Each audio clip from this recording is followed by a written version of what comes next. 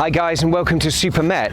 Today I'm in a place called Cavite in the Philippines. I'm very close to where the volcano has just erupted. It's only a few miles down the road, so we're going to get a little bit of footage of that. And I'm going to be looking at this car, a Hyundai Kona. And this is a 2019 car, quite dirty as you can see because it's got all the dust from the volcano.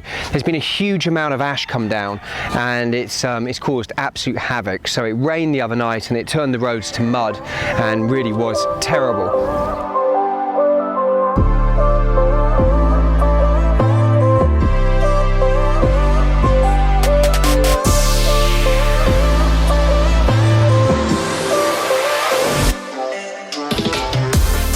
So this is the 2019 Kona. You can see it's in this sort of acid green colour. Pretty much a filthy car at the moment. Philippine number plate. It's a 2 litre. This is a medium range car.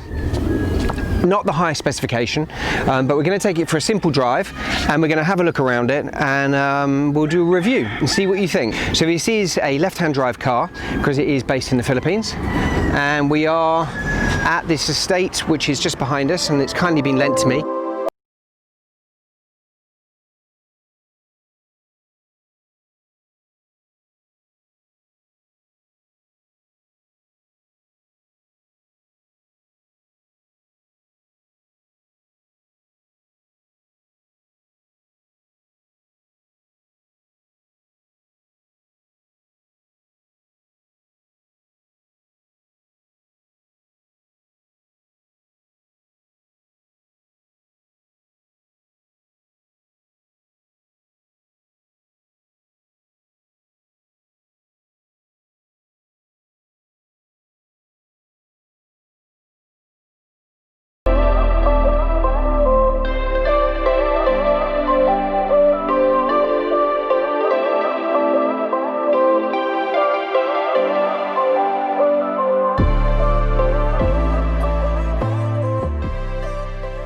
Okay, so on the interior of the car, let's have a look around the Hyundai Kona. Okay, so on the interior of the car, you can see we've got the main sort of center console here. Then we've got the main dashboard binnacle. So it's quite nicely laid out. This car is a bit dirty inside, but so on the door, we've got the 4 window switches, rear switches, front window electric switches, door locks just here, which just pops these little silver locks. This is to lock the windows in the back of the car. Then you've got your mirrors right and left. Down on the side here, you've got stability control, which you can see just here, which isn't really needed in the Philippines. Headlight level adjustment if you're going to be towing something or your lights are a little bit low. Then up on the main dashboard, you've got quite a nice layout. So you've got your rev counter on the left, your water temperature gauge, fuel gauge, and then your speedometer on the other side. And the central console section, the LED section, actually just shows you the gear you're in. So at the moment we're in park. This is an automatic car, so it's got a 6-speed automatic gearbox, and then you've got your trip computer, so you can toggle through this by pressing trip, and so it goes from A to B, through to speed limiter. This shows you how many miles you've got left in the tank. This shows you your miles per litre for 100 kilometers, which is like our miles to the gallon. Then you've also got your average speed, and you've got the clock showing you how many hours it's taken to do the kilometers.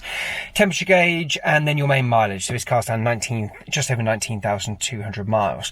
Quite a nice display. Works pretty well.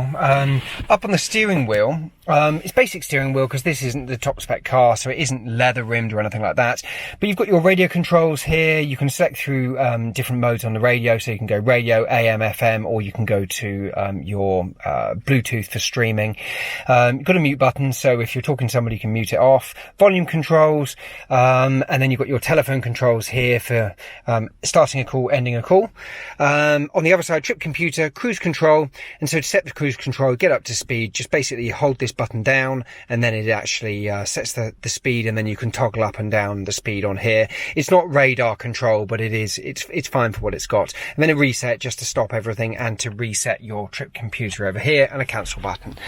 Then in the center console, air conditioning, so you can see you've got your AC button here, so it's on all the time. Obviously here, you press that to disconnect it.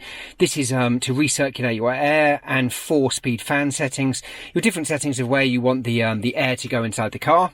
You can disarm the passenger airbag, and then your temperature controls just here. Quite nice, the air vents. They work pretty well. They go up and down and backwards and forwards.